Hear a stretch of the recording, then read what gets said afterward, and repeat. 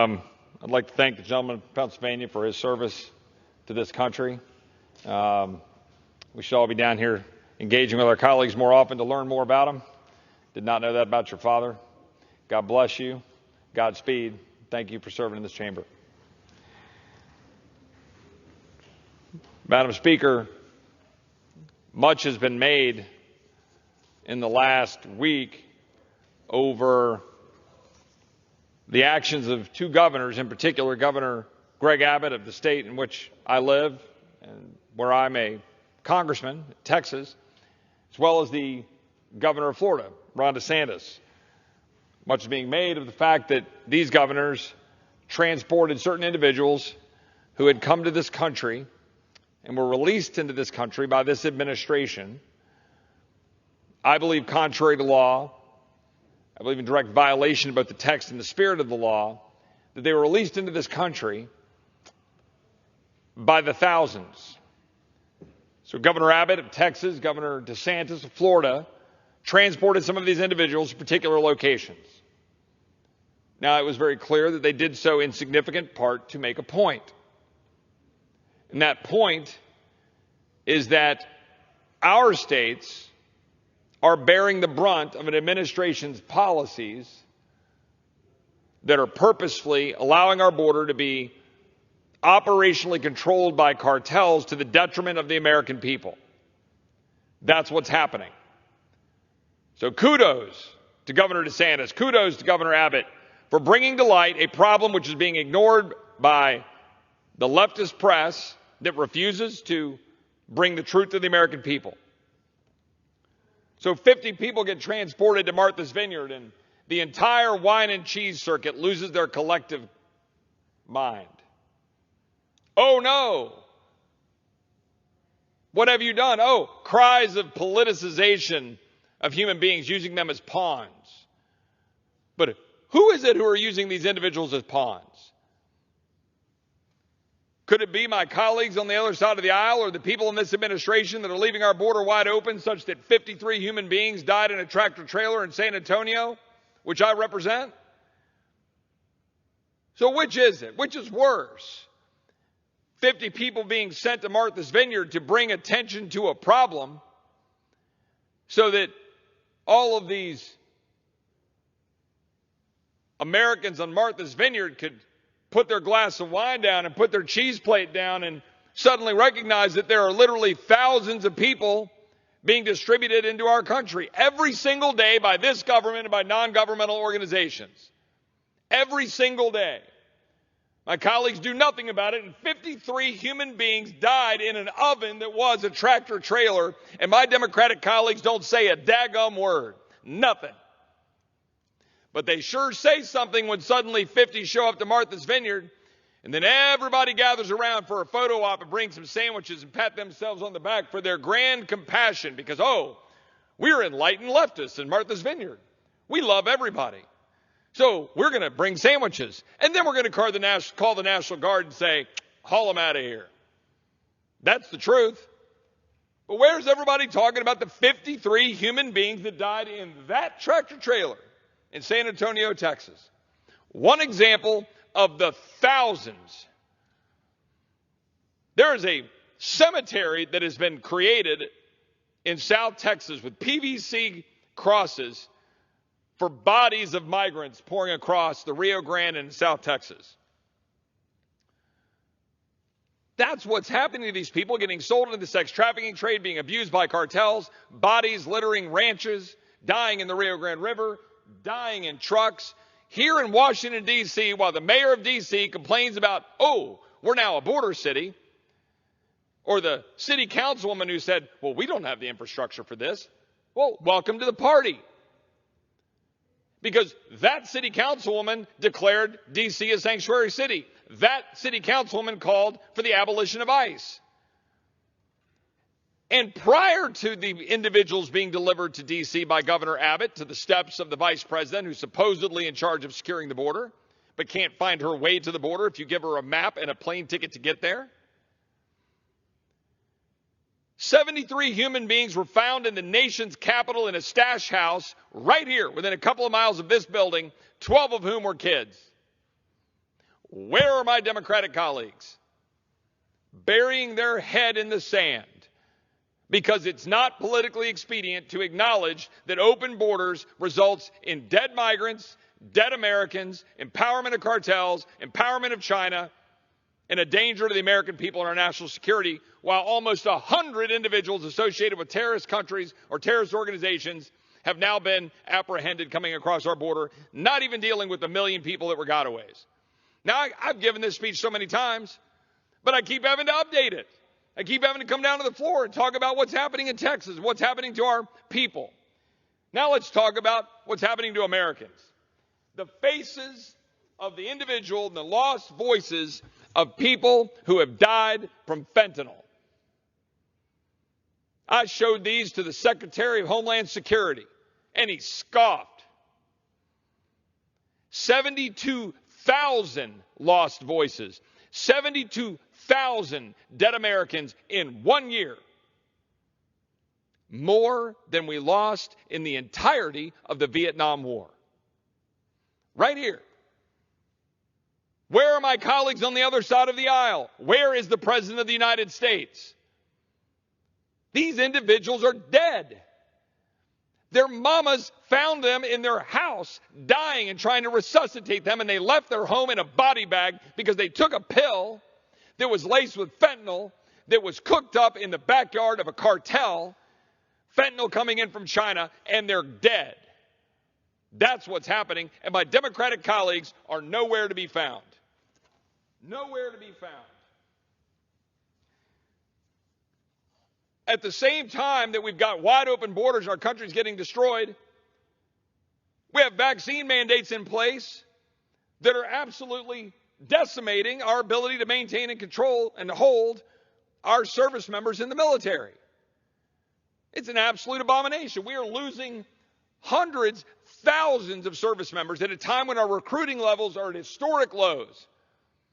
The Army is having trouble recruiting. They're at 50% of their goals. I've met with members of the United States Marines, the Navy, the Air Force, Army, and they're all coming in under their recruiting levels. Meanwhile, we are firing people. They are losing their jobs. It's happening as we speak, right now. Members of the United States military getting fired, having to leave service. Why? Because of a vaccine mandate. A vaccine mandate being carried out by an administration with complete total disregard for the fact that that vaccine does nothing for transmission, and which the CDC wholly recognizes is totally useless for the individuals in question. And in fact, now the President of the United States says the pandemic's over. The pandemic's over. So why are we firing our men and women in uniform? I might take a moment to recognize my good friend from Pennsylvania, a veteran himself who served his country, and see if you have any thoughts on this matter. Well, I thank the gentleman from Texas for the time and for bringing up what we know is wrong.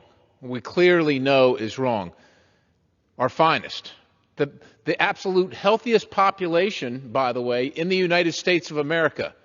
When we're down to less than 0.5% of Americans even serve in uniform, and recruiters, even before the pandemic, were telling us they were concerned about what they were looking forward to because the population really it just couldn't afford, they couldn't meet the recruiting goals because people were either criminals, overweight, or what have you.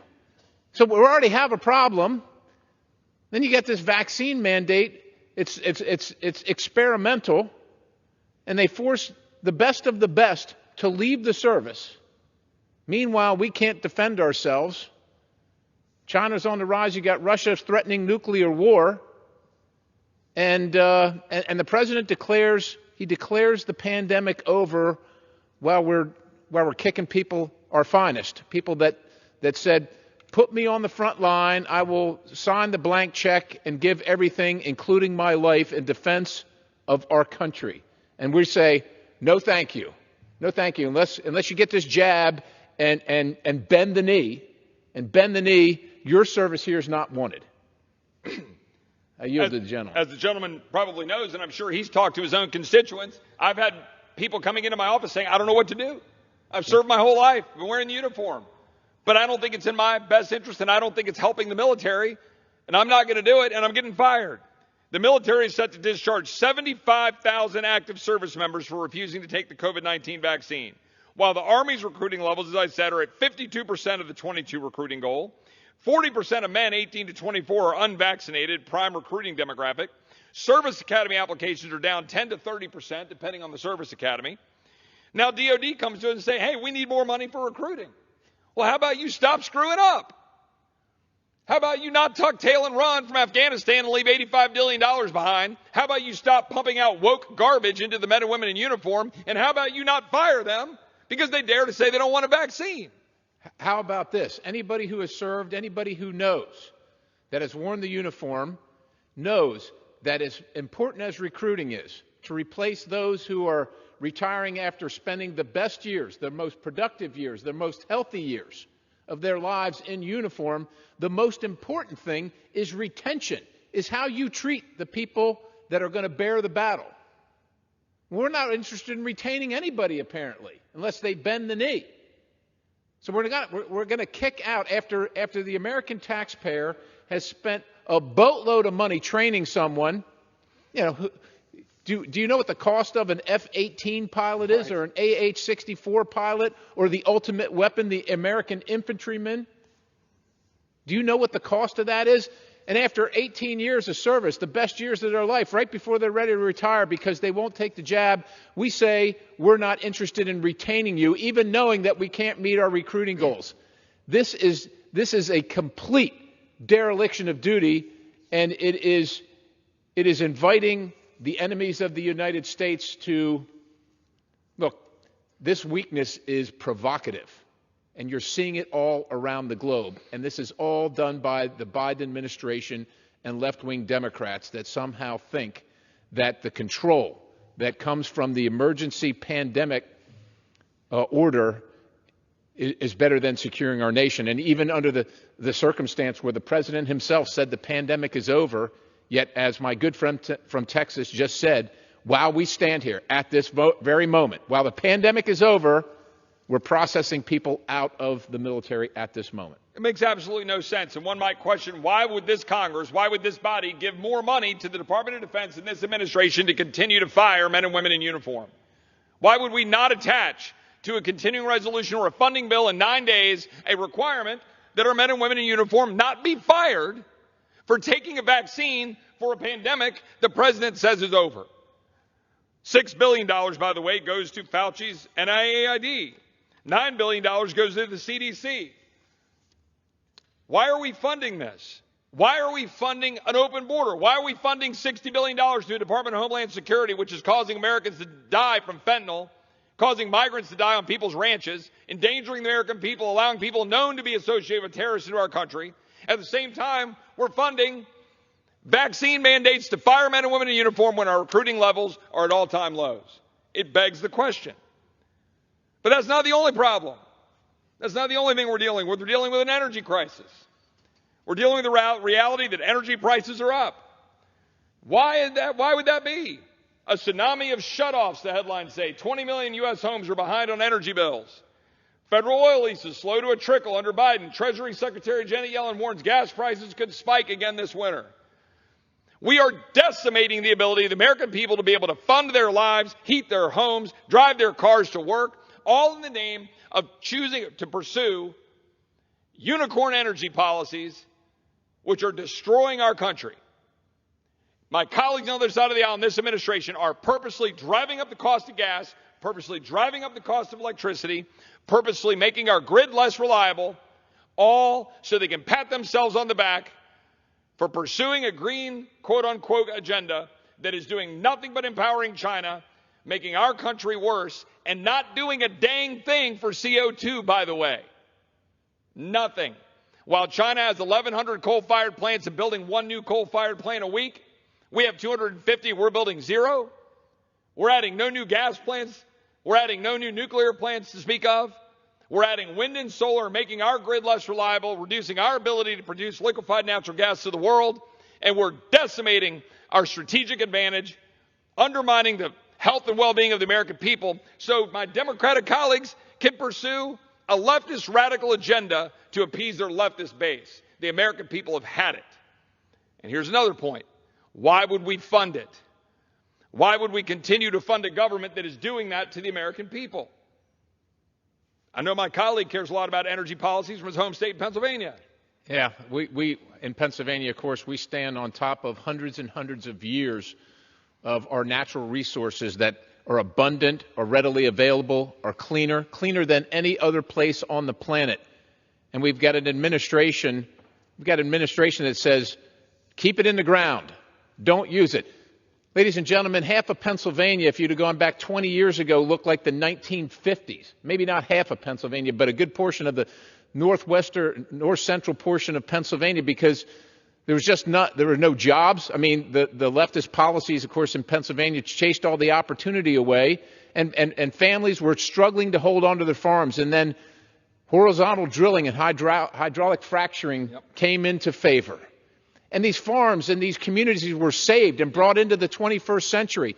This administration, the Obama administration and this administration has come in and said, oh no, back to poverty for you. You're not going to be able to afford to heat your home. And if you are, guess what? You're going to be making a choice between heating your home this winter and feeding your family, all by design, all on purpose, all intentional by this administration. It is unacceptable. And as my good friend from Texas said, we're being asked in the next few days here, whenever they come up with whatever they come up with, to keep funding this, to keep funding that kind of policy. Why would we provide one vote for it? There's not one Republican, quite honestly, not one Democrat should vote for it if they love their country, if they love the people in their communities, and if they care about the people that are suffering and struggling to pay their bills. Electricity. 1 in 6 families are behind on their bills. Gas prices are $1.66 higher under this administration.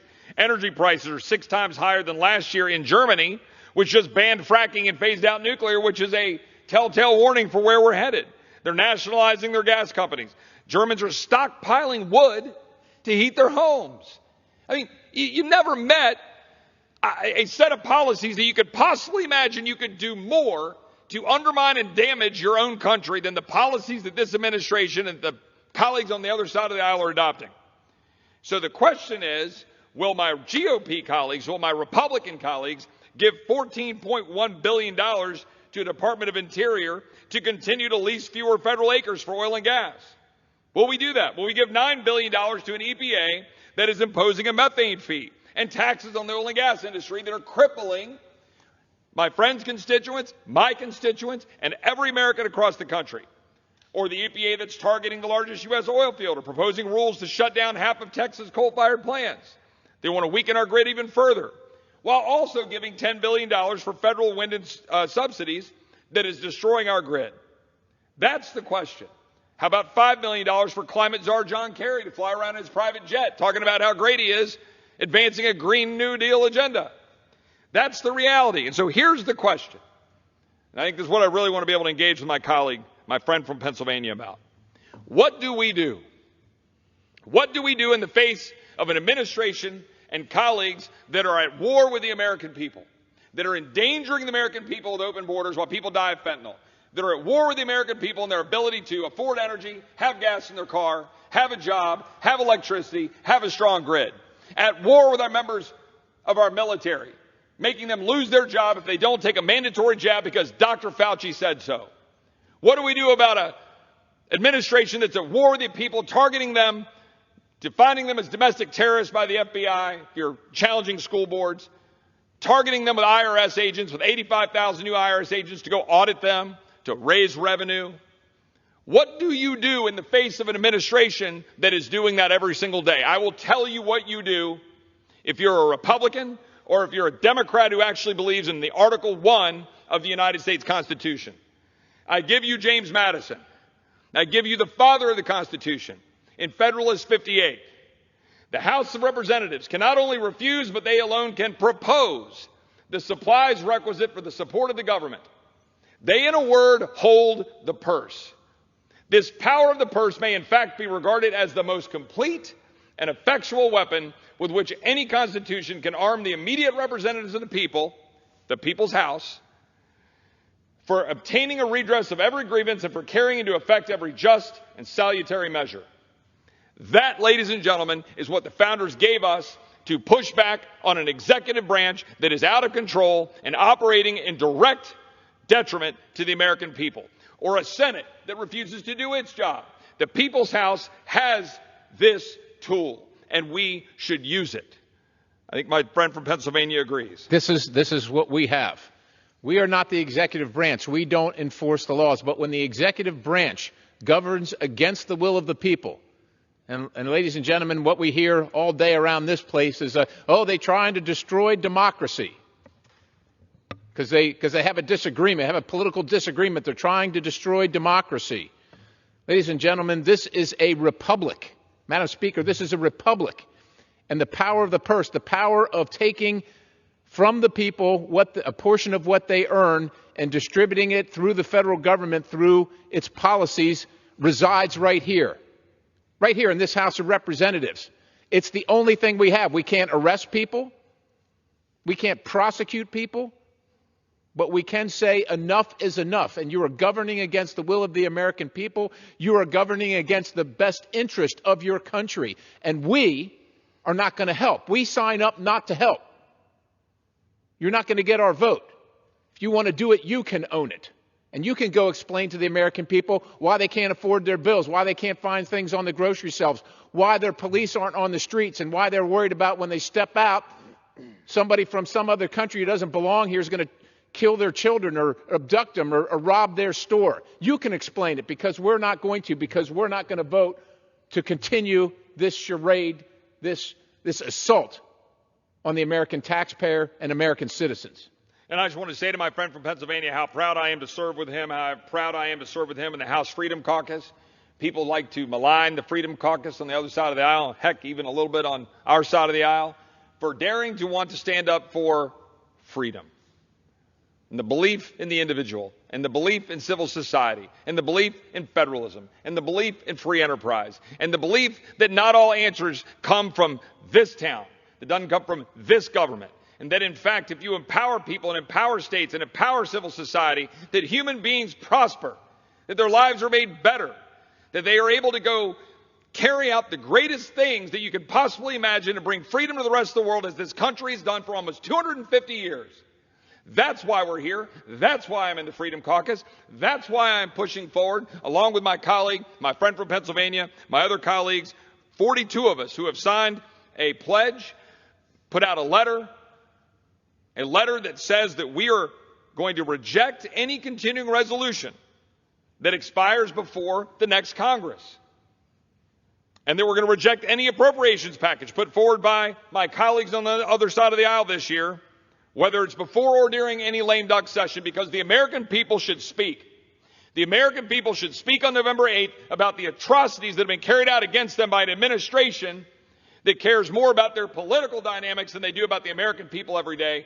And the American people should speak, and then we should spend the taxpayers' money on the priorities that they choose. Right now, I can tell you that those priorities are not continuing to carry out open borders, endangering them. It is not firing our men and women in uniform for daring not to take a vaccine. It is not continuing energy policies that are undermining our national security and stable grid. And it is not hiring IRS agents to go after the American people. So we're just simply saying we should use the power of the purse. My message to my Republican colleagues: use the power of the purse. Use the power of the purse to check the executive branch. Join us. Why are there only 42 people who have signed that letter? It should be all 218 who are saying no. No to an administration, no to my colleagues on the other side of the aisle who are at war with the American people and their well-being. Stand up in defense of the people you represent. Don't fund the government you campaign against every day. Hold that funding and demand change. Hold that funding and demand that you stand up for the people. Stand up for America. Stand up for energy freedom. Stand up for the ability of our men and women in uniform to serve. Stand up for a secure border. Stand up for the ability to carry out your business without being targeted by FBI and IRS bureaucrats and agents. Armed bureaucrats and agents. Yield to my friend from Pennsylvania. So what my good friend from Texas, joins me in the Freedom Caucus is alluding to is we're being asked to fund a government for a period of time in which the election will occur.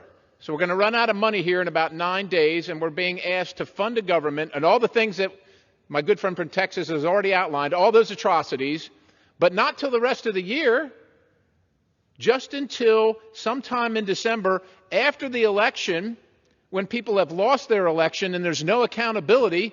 And you know what they're going to do then? They're going to waltz right in here and say, oh, you know what? We're running out of money again. We got to do it again. Yep. But you know what? I don't have to stand for election. So if you think this one's bad, if you think all the things that Mr. Roy has outlined that are in this one, more money for COVID when there's no more pandemic, so says the President of the United States. If you think that's bad, just wait until these folks don't have to stand for election in December, right? We're saying if we're going to fund a package, first of all, it has to fix these things. First of all, it has to fix these things. And second of all, send it into the next term so that the people's voice can be heard after November's election. But that's not going to happen. That's not going to happen. There's no way. As my good friend from Texas says, not one more penny. Not one more penny to support these failed policies, these policies that go against the people that are governed by this town. I yield.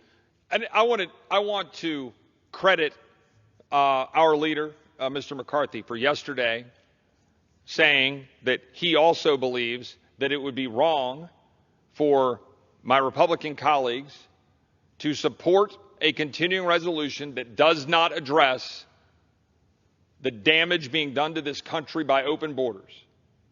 He is right to say that. He is correct to say that. We should demand that we change how we're dealing with the border because it is an absolute abomination, endangering Americans, endangering migrants in the false name of compassion. We should change that because we can. So I want to thank our leader, the gentleman from California, Mr. McCarthy, for saying that because it is correct. We should not fund a government that is continuing to allow open borders to endanger the American people. We should fund a government that demands change. That is what the power of the purse is. That's what you use it for. My friend Senator Mike Lee from Utah in the Senate has circulated a similar letter demanding the same thing in the Senate. This is the time for the People's House and for the Senate to stand up. We should demand change. And if we don't get change next week and we get a continuing resolution in December, we should demand change in December. And if we don't get change in December, we should demand change in January or February or March. But we should demand change every day. We should be down here fighting on the floor of the House. Not out at steak dinners, not out doing all the business of this town, but here doing the business of the American people who sent us here to change this place, to stand up for them, to stand up for America, to stand up for a better future. So that on July 2nd, 2026, when we turn 250 years old, we can look proudly at our kids and our grandkids and pass down a great country to them instead of leaving it bankrupt, which is what this administration is currently doing. We can take that back. That is our calling. That is our calling today, and that is why I'm proud to be in the Freedom Caucus with my friend, Mr. Perry, and I'll give him the last minute. Well, I thank the good gentleman from Texas, Mr. Roy, for bringing this to light. He's absolutely right. We didn't come here, none of us came here on either side of the aisle because we thought Washington was perfect. We came here because we know it's broken. If you know something's broken, why do you keep doing the exact same things that have broken it? Yet we're being asked, once again, when we come here, well, this is what we always do. We're running out of money. We got to pass this. I'll remind everybody, we're what, 32, 31, so it's 30-something trillion dollars in debt.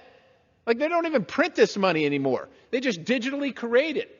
We don't have the money to do this, not one more penny to rule against the consent of the governed, is what I say. I'll yield the last 15 seconds to Chip. I appreciate the gentleman. Not one more penny.